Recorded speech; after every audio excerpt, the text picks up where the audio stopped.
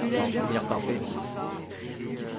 Ça fait kiffer 3 minutes, après tu te sens seul comme un con et tu te dis que tu préférerais que ce soit quelqu'un d'autre, mais c'est pas grave. Avez-vous déjà regardé des vidéos pornographiques? Oui, vous, derrière ce podcast, avec votre casque sur les oreilles. Lorsque l'on parle de ce type de vidéo, il y a souvent une gêne qui se met en place. Une gêne dans la confession à faire à l'autre.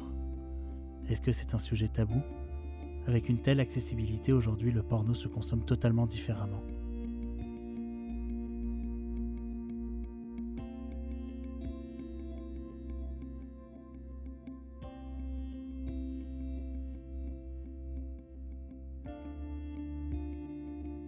Non, bah oui, je regarde du porno comme un tas de nanas, même si c'est une espèce de tabou un peu que les filles regardent du porno. Mais évidemment, il y a plein de filles qui regardent du porno aussi, et il y a plein de garçons qui en regardent pas, et en fait, il n'y a rien de problématique là-dedans.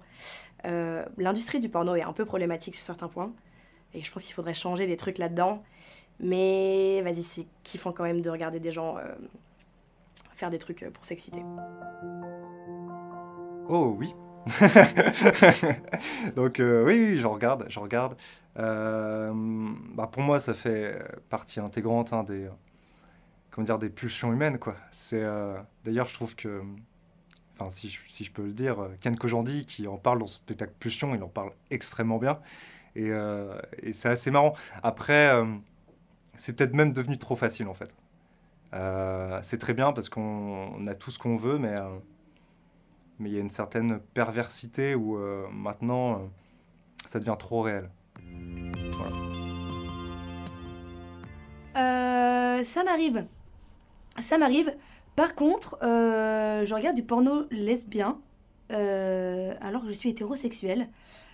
Parce que ça m'excite plus finalement que de voir un mec troncher violemment une meuf et je me dis en fait elle l'a mal. Enfin j'ai mal pour elle un peu. Je me dis ah non, genre... Enfin, non, du porno classique, hein, j'imagine. Qu'il y a d'autres pornos.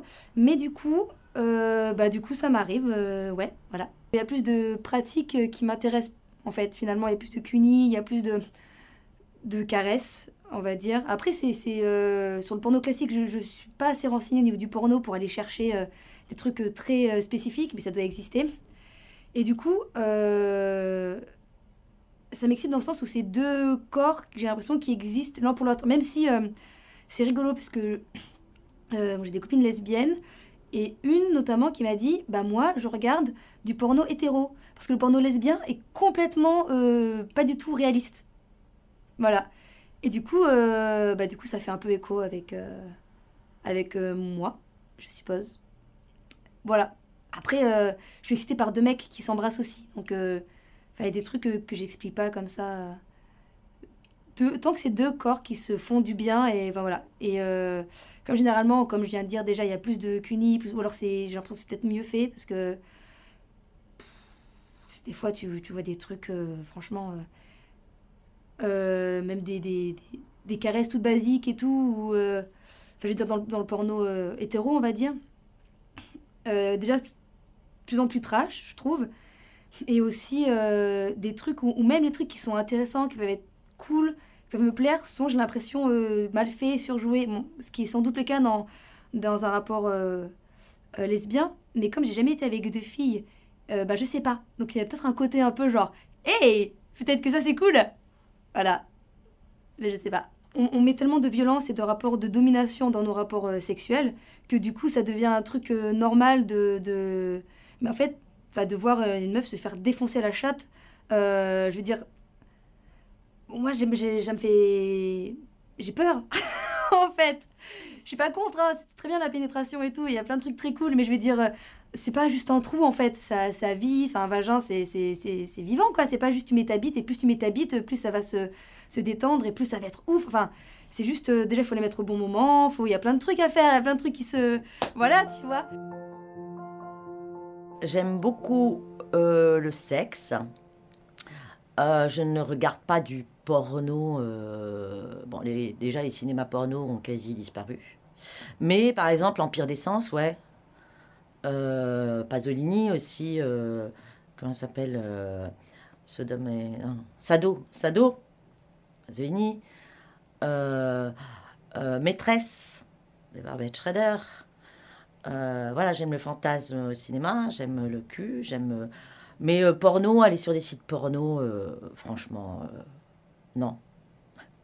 Je préfère en parler. J'aime beaucoup le langage du porno. J'ai un rêve d'écrire un film porno où les gens... Mais là, c'est l'exclusif. Hein. Je ne sais pas si vous allez le mettre dans votre truc.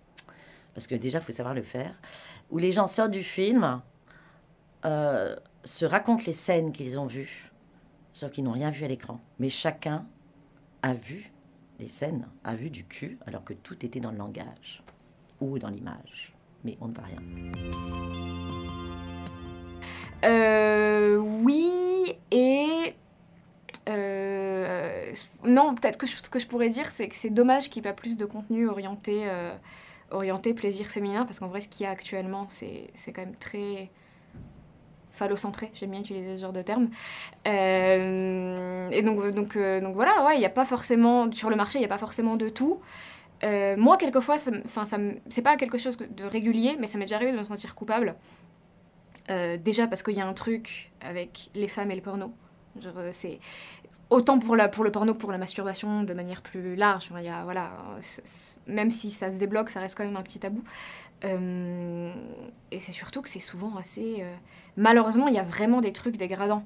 Et ça peut être super aliénant parce que tu peux bien aimer regarder un truc qui va être vachement dégradant pour une meuf, être supra-féministe de ton côté, te dire « Qu'est-ce qui se passe ? Je comprends pas, non. » Donc c'est assez compliqué. Mais il y a des pornos de femmes comme, je sais pas moi, Erika Lust, ce genre de trucs qui sont vachement cool et qui commencent à se démocratiser, mais il faudrait qu'il y en ait plus, quoi. Franchement, ça m'attire pas. Enfin, je trouve ça... Enfin, après, les personnes qui regardent ou qui en font, je m'en fiche, c'est leur vie. Mais moi, personnellement, je me dirais pas, je vais regarder un porno et ça va pas m'exciter, en fait. Donc, je vois pas l'intérêt d'aller... Enfin, pour moi, j'ai pas cet intérêt d'aller voir, étant donné que ça m'excite pas du tout. Donc, je préfère envoyer des sextos, c'est bien plus excitant. En vrai, ouais, si par exemple, par exemple, avec mon ex, on s'envoyait par exemple des images ou des nudes ou des sextos, ça va beaucoup plus m'exciter que de regarder un porno. Parce que c'est plus cette personne qui m'excite, c'est plus moi la personne qui m'excite plutôt que l'acte en fait, que je regarde ou etc. J'ai regardé, mais j'ai pas trouvé de choses qui m'intéressaient en tant que femme. Enfin, je sais qu'il y a des choses qui se font, mais je sais pas vraiment où aller voir. Après, je suis pas hyper avide de ce genre de choses. Je m'en sors autrement. J'ai envie de dire que je trouve ça un peu sale, en fait. Ça peut être aussi dégradant. Du coup, j'ai du mal à me laisser exciter par des choses où je me sens moi-même dégradée. Ou comme si après... Enfin, ça met des conditions, des choses en tête où après on doit agir de telle ou telle manière dans l'acte sexuel pour avoir un vrai rapport. Et j'aime bien réfléchir autrement, en fait. Je trouve qu'aujourd'hui, c'est important. On en parle, il y a des débats, justement, autour de ça. Et du coup, oui, du coup, je vais pas chercher des pornos ou des choses... je suis même un peu contre... Le vieux porno, le truc, voilà quoi. J'écoute du porno. J'ai du porno auditif, une très bonne chaîne YouTube, je sais pas si j'ai le droit de faire... Enfin, c'est pas YouTube d'ailleurs, je sais pas si j'ai le droit de faire de la pub. Ça s'appelle, bah voilà, ça m'a tellement bien marqué que je me rappelle plus du nom. Oh, merde, je trouverai. Et c'est du porno auditif et du porno audio et je trouve ça hyper stylé.